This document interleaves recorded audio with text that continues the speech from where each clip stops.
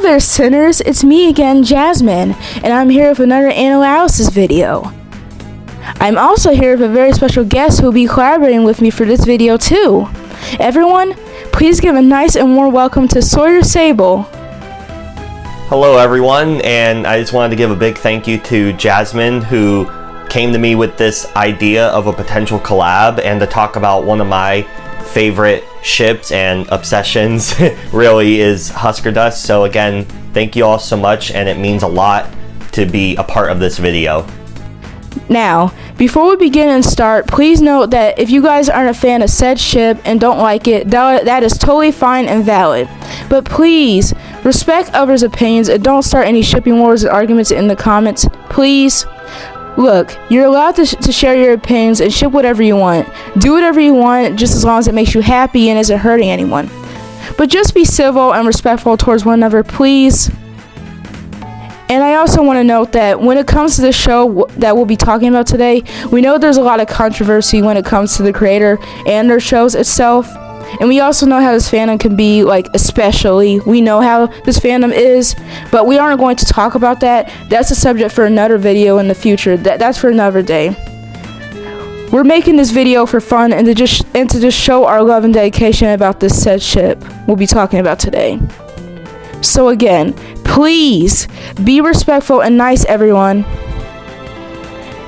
Alright, so for today's analysis video, we're going to be discussing and talking about the relationship between both Angeldust and Husk from Hazbin Hotel, and the potential of the relationship between these two, and what makes this relationship so loved, and why is it so loved and popular by many in the fan base. So, with that out of the way, let's get on with the video, everyone! Now, before we talk about and discuss Husk and Angel's relationship, we first need to talk about Angel and Husk as characters on their own and who they are. We'll first start off with Angel himself.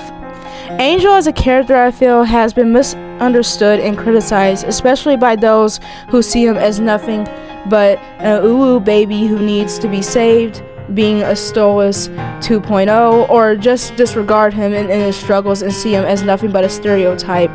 And I think it's very unfortunate, as the show itself shows that Angel is much more than a film star, and there's so much more to him. Angel is a very complex character and is shown to have many layers to him. Angel is one of the most famous film stars in hell, and he works for his boss Valentino, who's the head of the Horn Studios. When we first meet Angel in the pilot, he's introduced as a sinner and has a very vibrant and unapologetic personality. He has no problem talking about his substance use and work in the industry, and we see that in the show as well too. It's then shown that not only does Angel work for Valentino, but he also owns his soul after Angel sold away to him. Now, with episode 4, although to many, and even in the fan base, it's said to be one of the best episodes in the show, it also sparked so much controversy. It's also the most controversial episode when it comes to the show in general. It even had controversy even before the episode and the show itself was even released, and it didn't help that a scene from the poison sequence was leaked online, as many saw that it was both romanticizing and glamorizing SA. And while I'm aware of the controversy when it comes to the creator and the artist who worked on it, I should mention that I personally don't think that the show romanticized Angel's abuse, and I thought they handled him and his struggles well, honestly.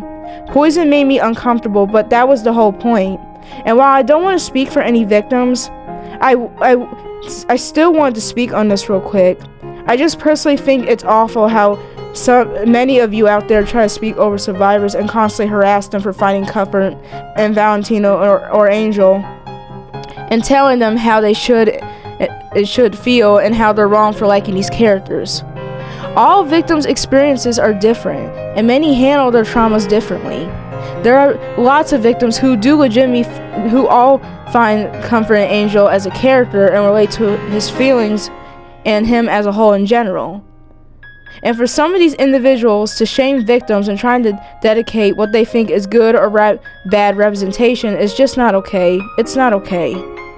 Representation is different for everyone, as the victim's needs and feelings are based on their own experiences alone.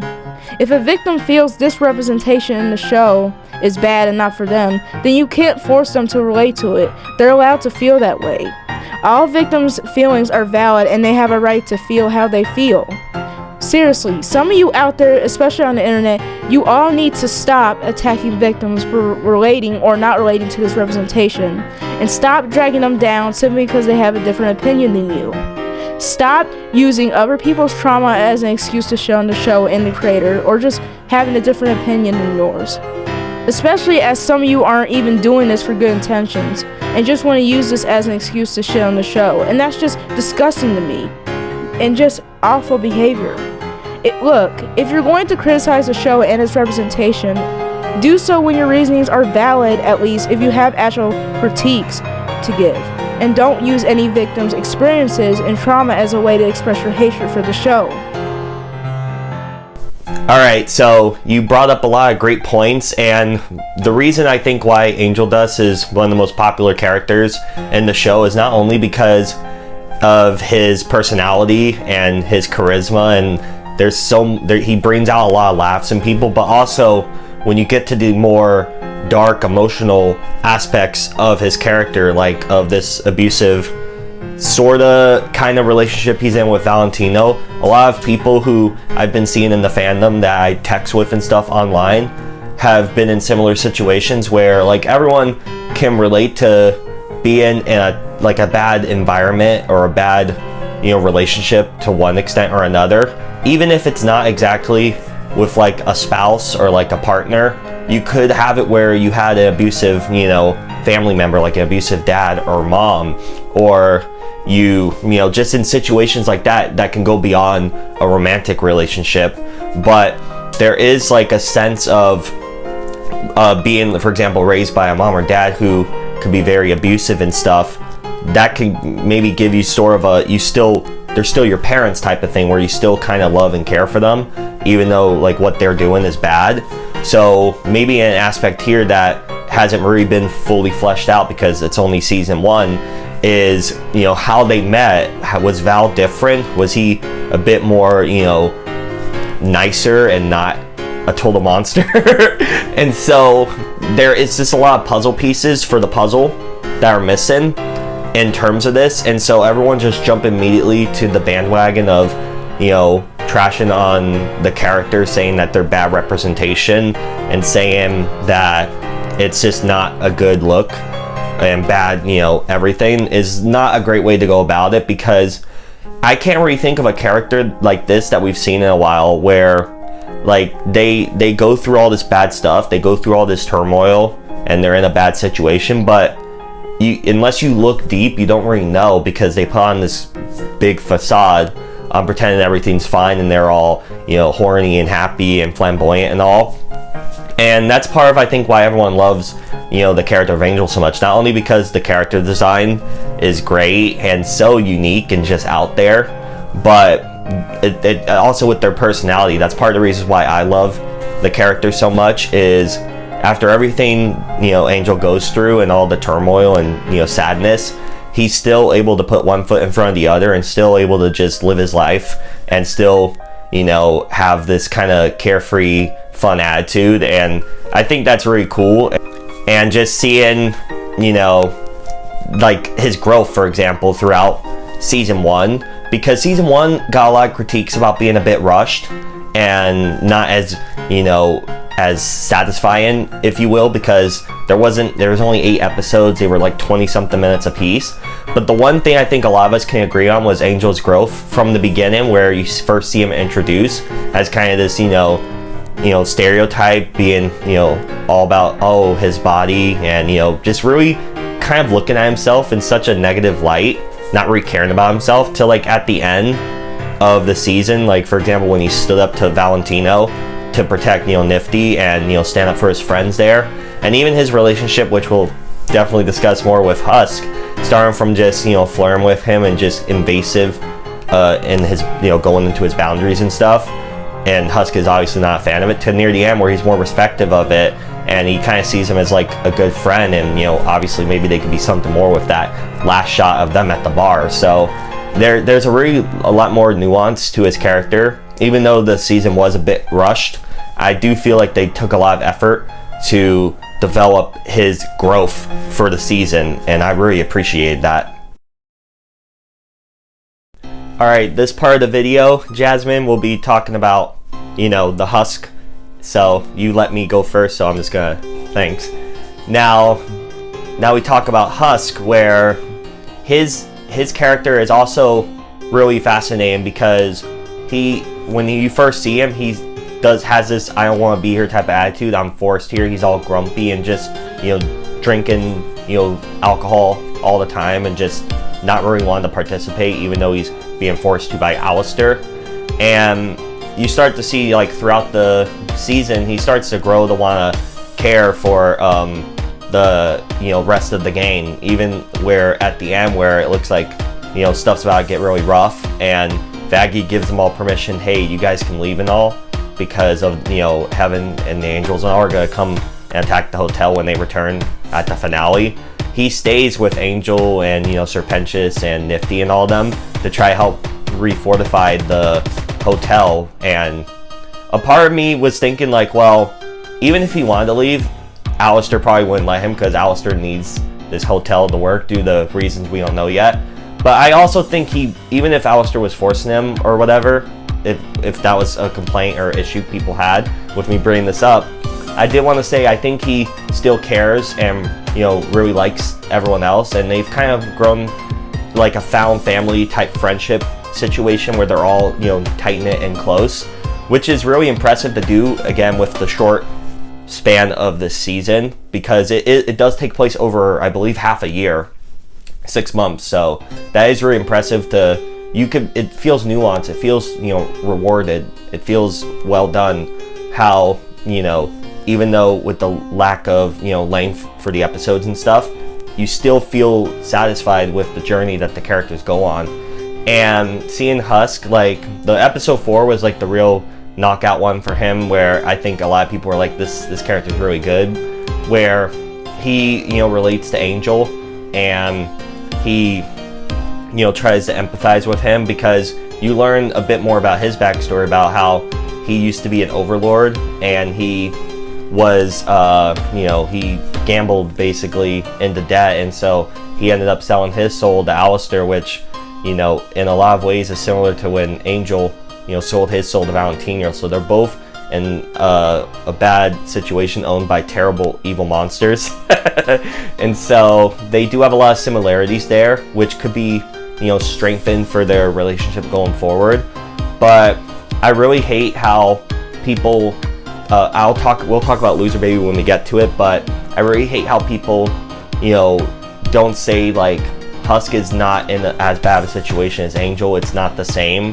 And you see in episode 5, which a lot of people just either gloss over, or they're like, well, he had it coming, or Alistair, it wasn't even that bad. And I'm just like, you watch that scene, you don't even need to see anything else. You just know by the context of Husk's facial expression, we've never seen him like that. So that tells us, like, what else has Al done to him behind the scenes that we don't know? How much has he been abused, and what got him so scared like that? That one scene alone was one of the most depressing and shocking for me in the show. And not only because I love the character so much, but it's something. It's called subtlety, we should say, where it's like that one scene should tell you so much about what goes on between those two characters. But also, I just really love Husk because his design, and he's so cute, and I love his attitude. He's so grumpy and just like not fully wanting to be there. It's wonderful. But even at the end, he still has this kind of I care that he doesn't like the show, but it's really great. And I just think there's so much potential that we've seen so far with him and Angel, but to see going forward in other seasons, I just think it just writes itself. Like, I think they're one of the best and most popular ships in the fandom, and I don't think I'm being hyperbole about it. I think they're one of the most popular, and the material there really writes itself, because he still is willing to, even though he's grumpy and puts on this I don't want to be here type of thing, you could see him throughout the episodes really growing up and wanting to it's like it's there. You could see he likes this. He likes to be with these people. And even when he was going with them to the club in the Welcome to Heaven episode, he was he's still trying to look out for Angel there, when Cherry's kind of being the you have the good angel, bad angel metaphor, I could say, where he's the good angel on Angel's shoulder, trying to be like, hey, you shouldn't go too wild, you shouldn't do all that, you're trying to better yourself. And Cherry's trying to guilt trip him. And Angel really takes what he says to heart and really contemplates, not doing it. Of course he does, but, you see Angel's growth on how far he's come in that episode. That was just such a great episode for him. But Husk is a big factor in Angel's growth and getting better. I think they kind of better themselves, if you get what I'm saying, where they can both help each other out. And you can see Husk has had a great influence on Angel thus far. And yeah, I just think Husk is a wonderful character. There's so much more to him we don't know about. And him being an overlord, how was he? And it's just such a fascinating contrast. A previous overlord, in a situation like this, I just think it writes itself. It's just great. And while, besides, him and Husk and Angel being really similar, and, them being in bad, situations of their abusers, they also have bad ways to cope, if you will. Like Angel does, a lot of drugs and, does these bad things to himself as a way to cope, while Husk drowns his, feelings and sorrows in a bottle, like a really bad alcoholic. So that's another way that maybe they could help themselves out and stop doing these bad tropes to get a bit more into a better situation. Like, I just think they could really help each other out and stop doing these bad things that obviously aren't good for them and they aren't helping. It's just a way to push down what they're really feeling and what it's not great. So hopefully you can see that they can, get better at their situations. As we know, Husk in the pilot was a lot more grumpy than he is in the actual show, often losing his temper at Alistair and not hesitating to show his disinterest in anything going on as long as it doesn't concern him in the process. In the pilot, when he sees who has yanked him away from his gambling, all he can do is just ask Alistair what he wants with him this time, which shows that Alistair is a constant reminder of how his gambling ended up costing him his status as an overlord.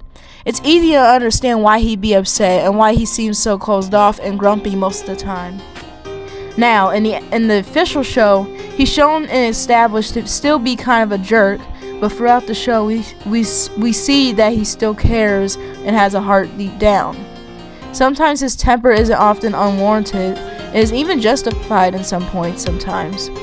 Besides being seen as a jerky asshole, behind his grumpy attitude, Husk is actually very patient and relaxed. It just takes a lot out of him to get angry and upset. Husk serves as the hotel bartender, and he does his job commentally, but it's very clear that he doesn't want to be there. I mean, he was literally forced into doing something he didn't want to do and had no say in it. Husk is very blunt about the fact that he's only participating in the group's shenanigans because he simply can't be bothered to protest. And again, he has no choice, honestly. He does join the bonding activities, but departs once it's no longer enjoyable for him or when he sees a lot going on, as an example from episode 3. But thankfully, he does grow out of this a bit as the series goes on and grows to care about the staff and guests. We even see him start to be more softer and supportive towards others, Angel especially. But we shouldn't forget that Husk has his own demons that he's battling, and he's got his own issues going on, and is apparent to almost everything out of pessimism. He's the most level-headed and one of the ones with the most common sense out of the cast. And that's saying something, as the cast in the hotel is filled with other demons with different personalities than him. Charlie herself wants to see the good in almost everyone and believes there's more to her people and wants to save them. She sees more in people, like she sees more to her people than meets the eye. And Husk is one of those people. And in the beginning, it seems just like everyone else in hell. Husk doesn't believe in redemption, but we see that change, especially in the finale, when he's grown closer with everyone. Husk is seen as the wise old bartender, and even accepts and sees himself as that as well too. And as the bartender, he knows how to listen to people and knows exactly what kind of problems that all the residents of the hotel are going through. And while he would rather let them all solve their own problems, he isn't exactly afraid about giving anyone some pretty solid but very brutally advice and telling how it is. He may seem heartless, but he always likes to be honest and real about whoever he calls out or is talking about. In episode 4 is when we truly see Husk's growth and development, especially towards Angel. As in the beginning, Husk wanted nothing to do with Angel and felt uncomfortable and annoyed by him, and understandably so, as Angel did nothing but flirt and play around with him and just didn't respect his boundaries. And despite his attitude and being rather cynical, he still has a good heart and he's still a good person deep down. But it's definitely different when it comes to Angel, as the two didn't get along at first. And Husk was able to see through Angel and saw all he was doing was putting on a facade, putting on an act to hide his true feelings, even calling him fake. But after Angel expresses and breaks down about how he feels, that's when Husk starts to realize and see that both of them have descended even further into their addiction and adopted arwarly and cynical, cruel personas as a coping mechanism. And Husk understands how it feels to be trapped and not being able to fix your past mistakes and go back. In episodes 6 and 7, we actually get to see Husk's growth and development being put to the test. As in episode 6, Husk sees Cherry as nothing but a bad influence on Angel, especially with how the hotel has been changing him in his path to redemption. And although Cherry tries to go against that and sees the hotel as a waste of time and is only making Angel feel worse, Husk actually encourages Angel to stick with his self-improvement he's learned from the hotel and not fall back into his old ways and keep going forward, as he's seen that he's changed and gotten a lot better. Then in episode 7, after the reveal of Vaggie being an exterminator Angel, and when both her and Charlie set out to go find an army and ways to fight against the Angels, Husk and others are told by Vaggie how she knows that none of them signed up for any of this, and that she doesn't blame them if they all leave, and she'll know what will happen if they aren't there when she gets back. Now, if this was Husk in the beginning along with the others, then they probably wouldn't take no second chances and would have just left. But once both Charlie and Vaggie return, they find that all of them have stayed behind and also started helping out with barricading the hotel, and are even willing to stand and fight with them, and with Husk even admitting that he's not looking for any other drinking buddies and showing his gratitude and loyalty towards Pentheus and Angel and just being nice to them. This shows huge growth and development for Husk and shows more of the softer sides to him. Like in the beginning, he was grumpy and rude towards almost everyone and hated being at the hotel, but after getting closer and acquainted with the rest of the cast, he's willing to risk his life and defend the hotel and the other residents, as they're not only now his friends, but also his family now as well too.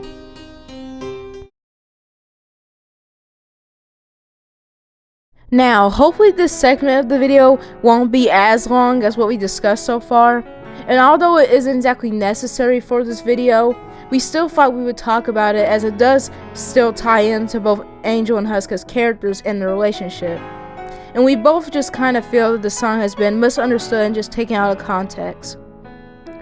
So, Loser Baby is one of the most popular and loved songs in the whole show, and it's become very popular by those, and even well liked by many who doesn't even like the show or aren't even in the fandom. It appears in episode 4 after Husk and Angel are both at their lowest moments. Now, like I said, although this episode is well liked by many, it has gotten some backlash and criticism similar to episode 4. I've seen many critique Loser Baby and say how Husk is doing nothing but victim blaming Angel and telling him to get over it, as he's not the only one with issues, and this just kind of frustrates me. It annoys me to this day how people just misunderstand the song and don't get the meaning of it. Now, I'll definitely admit that some of the lyrics could have been a little bit better. I'll definitely admit that, and I'm not denying it. And maybe be also less tone deaf. And I do think we need just a little bit more time before we got to that song number. It's certainly not perfect. It's not a perfect song at all. But the whole point of Loser Baby is Husk telling Angel to be more self-accepting of himself and just own it. You know, be who you really are. Be the real you. And to know that, and to see that Husk isn't any different from him, and he understands and is able to relate to Angel's struggles and situation. Although it's not the same, Husk is also dealing with being abused and mistreated and is stuck in a contract he can't get out of. Husk is able to understand how it feels to be trapped, and he's telling Angel that we're in this together and you aren't alone, so let's both own it and embrace it.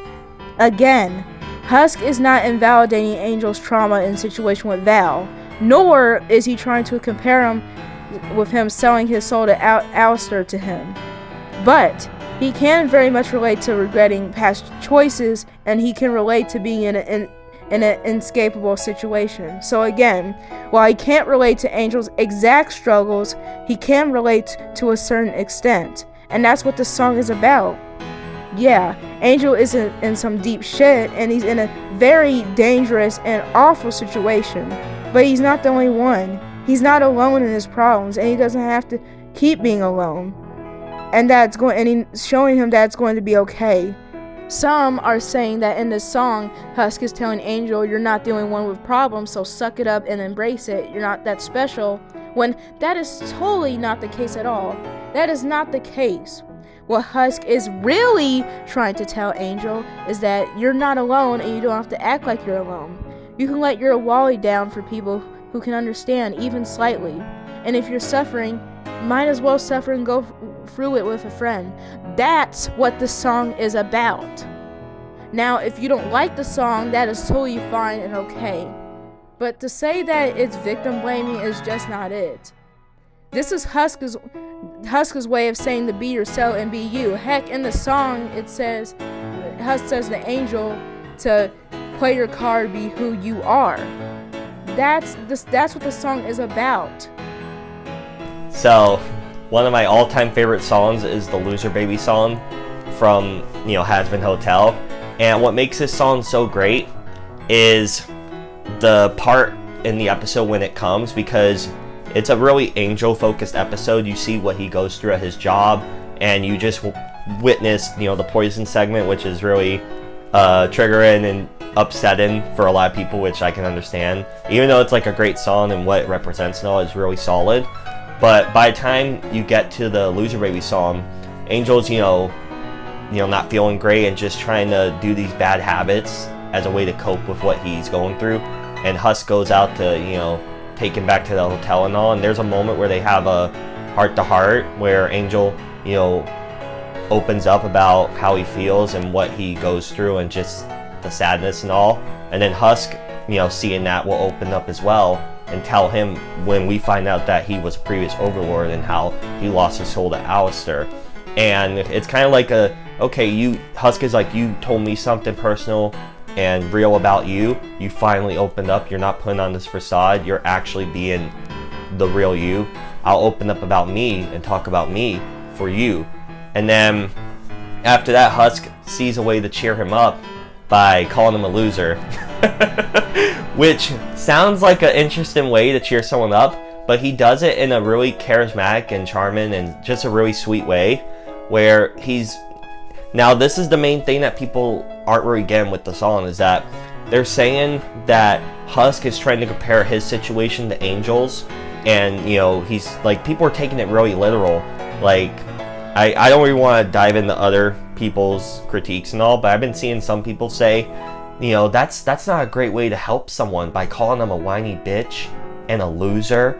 And I'm like, idiots. He isn't meaning it in that literal way. He's doing it in a kind of like a fun, carefree way, saying, it's you're in this bad situation. It's not great, but you could take solace in the fact that you have friends there with you. You have people there for you. You're not totally alone and then he talks about his experiences, how it's not the same. We know this, everyone. It's not the exact same as Angel's, but he's also in a bad situation. And what led up to that is, him also, selling his soul. So they both they both got to the same situation by making bad decisions that they wish they could take back. But taking, just knowing that you have someone who is in a bad situation, not the same, but also in a bad situation, and you could both, relate to it and both have each other, is really what makes a song great. And also just being who you are. Like, there's segments where they talk about, some of the bad stuff that they are, but maybe it's not necessarily so bad. And them being able to, just have each other that's really what I love about the song, is it starts as kind of a slow, somber song, but then it builds up to something grand. It kind of dips down, and then it builds back up. It's kind of like a roller coaster of emotions, really, when you think about it. And that's what I love about the song so much, besides the animation, besides the meaning and the metaphors and, the loser sign. Like, it's all just wonderful stuff. And it really, I think, is what made a lot of people be like, maybe they will be something. Just by how they hold hands and they're smiling with each other, and, how their backs were against each other when they were singing the last verse. There's so much there that can really build. And what a great, if and when they do become a thing, which I pray they do, just from the beginning of how they interacted, like, that would be such a great journey of, this fake facade Angel was putting on, and Husk not giving a shit or anything, to them becoming something. And I think this song was a lot in their development together as characters, and also in their personal journeys.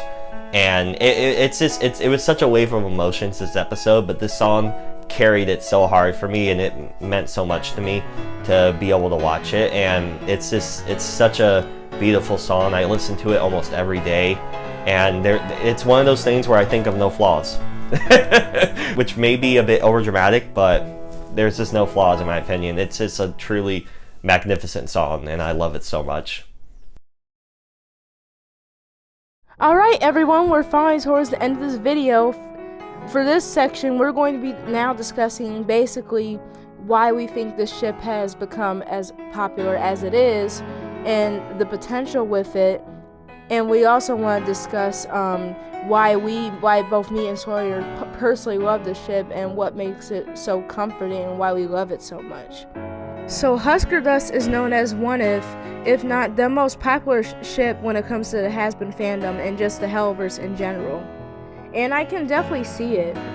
From the beginning in the pilot, we see that Angel is very attracted to Husk and shows a fondness towards him once he arrives at the hotel as the bartender.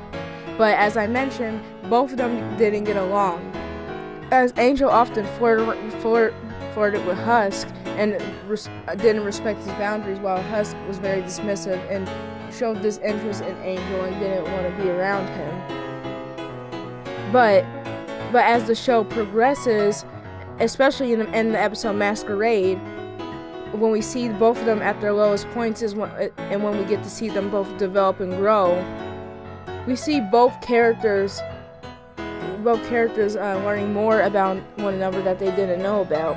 And the song Loser Baby became the thematic anthem for both Husk and Angel's relationship and them as characters as a whole, as it grew them closer. And while they may see themselves as losers, they know they aren't alone in their struggles, and they have one another and know they aren't alone. And that moment with Loser Baby is a huge distastement to the characters' growth in their relationship, both Angel and Husk as a whole, as they both get to see each other beyond the surface level, beyond their interactions, especially when they first met. And we get to see more of that as the show progresses, as we see back in season 1, Welcome to Heaven and onward.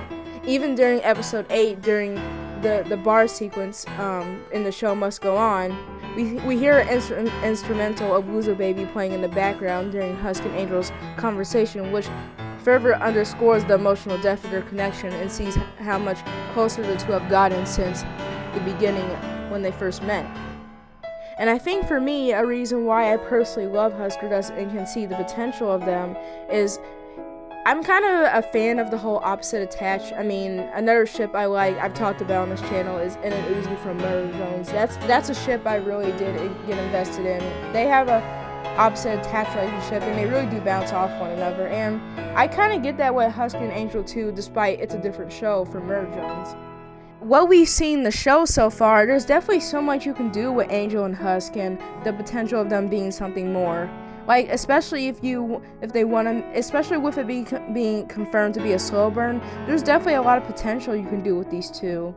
Especially as we've seen how they interacted in episode 4.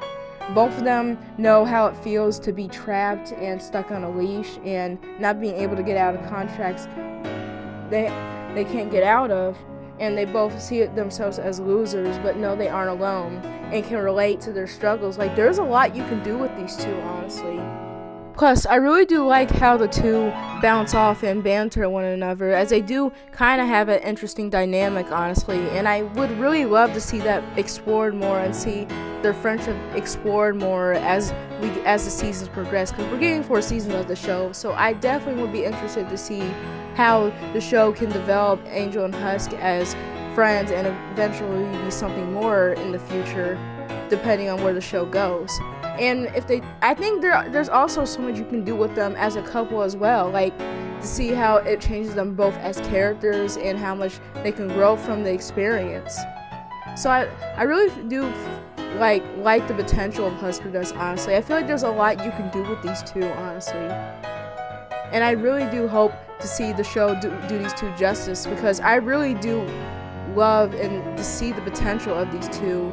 Now, I can definitely see why some people wouldn't be fans of Huskerdust, and that's totally fine, but the whole age gap thing is kind of weird to me, because they're both adults, and by they died, I don't see the issue with that. I mean, Charlie is like 200 years old or so, and despite being a Hellborn, and Vaggy's an angel, so I don't see people critiquing about that. So I don't get the whole age gap thing. I mean, they're both, adults, so I don't see the problem with that. But if you don't like Huskerdust, that's fine. I just thought I'd bring that up real quick, because I know that's an ongoing thing, as why people say Huskerdust is unhealthy or not a good shit. I also gotta mention the amount of amazing and incredible talented fan content people make around these two. Whether it's fan comics or just fan art and their own comics in general, you guys are great. I actually really adore and love people's versions of the characters as well too, and what they do with their relationship. Like, that's another huge reason why I'm very excited and interested in what the show does with these two, because I really do love what the fans and you guys do with them, especially for fan art. It's really great. I also just love ship fan art in general, so that's another huge reason why I love Huskerdust as well. And I kind of mentioned it a bit throughout the video, but I think the main reason why the ship is one of the most popular and a lot of people love it so much is because of the relatability, where they both feel really fleshed out and they both have their own struggles and turmoil. But we all love a good, love story where these two people, they better each other when they're together. They, help each other out in their situations, and their contrast goes really well. It just seems like something that was just, you could just tell if you heard some of the story or just see a scene with them. You could tell, okay, yeah. Even with their banter, even before they were really, close and stuff, you could just tell it's like, I see something there. So it just kind of writes itself. But again, I knew it from the beginning that this would be a really fun ship. But seeing the development and just being a fan over the years, even before the show came out, it's just so rewarding and satisfying to see a lot more people come on board. And plus, seeing the creators, the official Hazbin account on Twitter and all that, was teasing it and even saying the official term Huskerdust. So it's we know it's going to be endgame, we know it's going to happen, but we're all here on the ride, basically. We're here on the journey, and that's what makes it really fun. If you all made it to the end of this video and watched the whole way through, thank you so much for watching. This is a video that's been in the works and for writing for a little while now, for a few weeks, almost to 2 months. So I'm very glad with how this turned out, and I really hope you all enjoyed this video. Doing videos like these are still new to me, and even though this channel hasn't been around for long with doing these type of stuff. I really do appreciate the support. I appreciate all the love and support you guys have given us, and I do plan to make more videos like this in the future, and maybe expand upon what we do more at the channel. But thank you guys again so much, and tune in for more voice acting and common dub stuff coming soon. We've got a lot of stuff in the works, so thank you guys so much for watching, and thanks again to you, Sawyer, for collaborating with me on this video. I really enjoyed it, and it was wonderful having you on here. Thank you so much. Thank you. And thank you guys for watching this video, and I'll see you all next time. Bye bye. So it looks like we're at the end of the video. I appreciate Jasmine here for giving me a chance to gush and just be so happy to talk about this fantastic ship and these characters. It means a lot to be a part of this video, and I do hope to join Jasmine in future videos going forward. But thank you all so much for having me as part of this, and I'll catch you all later. Bye.